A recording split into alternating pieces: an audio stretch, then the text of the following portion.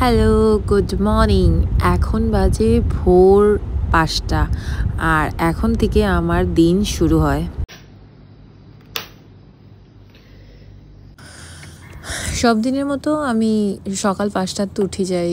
তো সেম এই দিনও আমি আমার দিনও ৫টাতে উঠছি, কেন ছেলের স্কুল আছে, মানে আমার ছেলে সম্রাটের স্কুল আছে। তার লেগে সকাল সকাল উঠেই আমি আমার ফেভারিট ব্ল্যাক কফি খাই নিলাম। ব্ল্যাক কফি না খাই আমার দিন স্টার্ট হয় না। 11 সেপ্টেম্বর আমার দিন সকাল সকাল উঠিয়া স্নান টান করিয়া পূজা দিলাইলাম। গোপাল ঠাকুরকে পূজা দিলাম আর সব ইয়ারের মতোই, কিন্তু এইবার যে এত খারাপ হইব আমি বুঝছিলাম না তখনও সকাল সকাল। তারপর আমি আমার সকালের আমার যা ডিউটি থাকে, আমার রান্না বান্না ব্রেকফাস্ট রেডি করতে লাগে। তো আমি এই দিনও করলাম, কেন স্কুল আছে। তো আমার জামাইয়ের লিগা, ছেলের লিগা, বাকি সবের লিগেই আমি রান্না বান্না করিয়া তারপর আমি আমার ছেলেরে সম্রাটের আইসি ঘুম থেকে উঠাইতে। আর স্কুল আছে একটু পরেই, একটু যদি লেট হয় তে আর স্কুল মিস হয়ে যাব, বাট আমি মিস হইতে দিতাম না। আমার বার্থডে হোক আর জেসার বার্থডে হোক, তো আমার বার্থডের দিনও হে স্কুলে যাইব।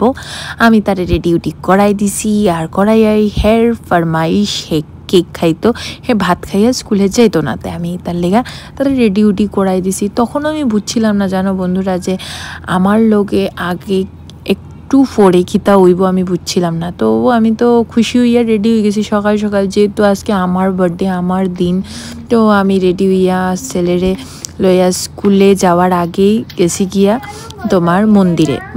আমার আগের থেকেই প্ল্যানিং আসলো যে আমি সকাল সকাল বাইরে যাবো।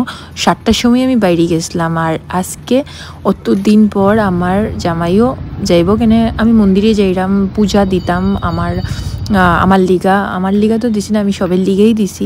স্পেশালি আমার বাবার লিগা দিছি, কারণ আমার বাবা খুবই অসুস্থ আসলো লাস্ট মান্থ আগস্ট মাসে, মানে আইসিইউতে আসলো। যারা জানো না আমি এখন কই, মানে খুবই অসুস্থ আসলো বাবারে লইয়া, মানে বেজান টেনশনে আসলাম আমরা আর কি। তো তারপর ঠাকুরের দর্শন করছি। আমার কপাল অত বালা আমি কইমু, কেন কপাল বালা আমি কইমু, মানে পুরা রাইট টাইমে গিয়া আমি আমার গোপালের দর্শন পাইছি, আমি আমার ঠাকুর দর্শন পাইছি আর পূজা দিতে পারছি।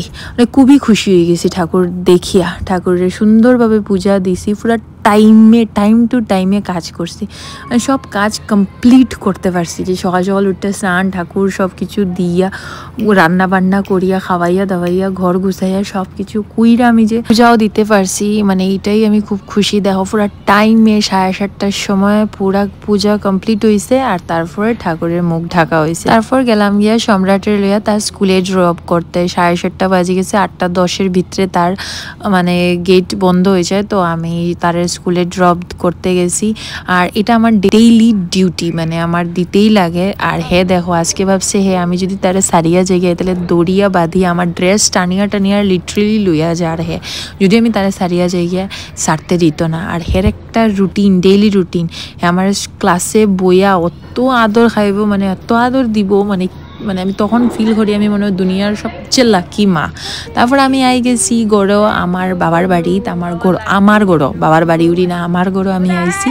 আমার পরে আমার বোনুরাও স্কুলে যাইতো, মানে আমার কাকার তো বোন, তারা আমার 2জন আদরের কাজিন বোন, তারা আমারে খুব আদর করছে, কারণ আজকে আমার বার্থডে। তা আমার বার্থডেতে আমার স্পেশাল ফিল করাইতো না, এটা কেমনে হয়।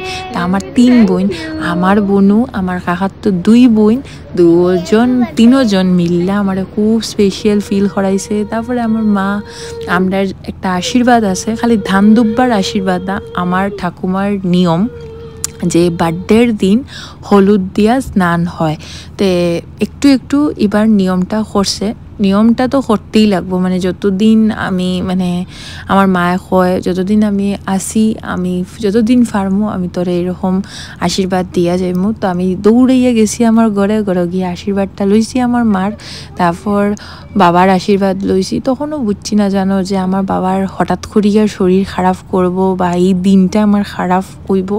আমি কোনদিন ভাবছি না যে আমার বাবারে আমার বার্থডের দিন আমি স্ট্রেচারে দেখবো, আমি কোনোদিন ভাবছি গেছি না।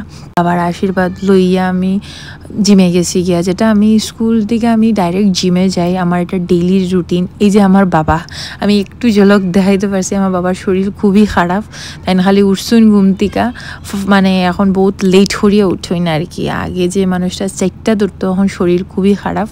তারপর ওঠার পর তাই না আশীর্বাদ লইয়া আমি জিমে গেছি। তারপর ওয়ার্কআউট করছি, আমার লেগ ডে আসলো। তো ওয়ার্কআউট করার পর সবার সাথে একটু আড্ডা, একটু ফটোশ্যুট করিয়া তারপর আমি গেছিলাম গিয়া আমার ছেলের পুরানো স্কুলে, ছোট স্কুলে। আমি আমার লাভড ওয়ান্সদের সাথে মিট আপ করতে গেছিলাম, মানে সারপ্রাইজ দিতে গেছিলাম, কিন্তু উল্টা আমি সারপ্রাইজ হয়ে গেলাম, কেউই পাইছি না। তারপর আমি আবার ব্যাক করিয়া ছেলেরে আনতে গেছি, তখনই আমার মার ফোন আয় যে আমার বাবার শরীর খারাপ করে দিছে আর হসপিটাল নিয়ে যাইতে লাগবে।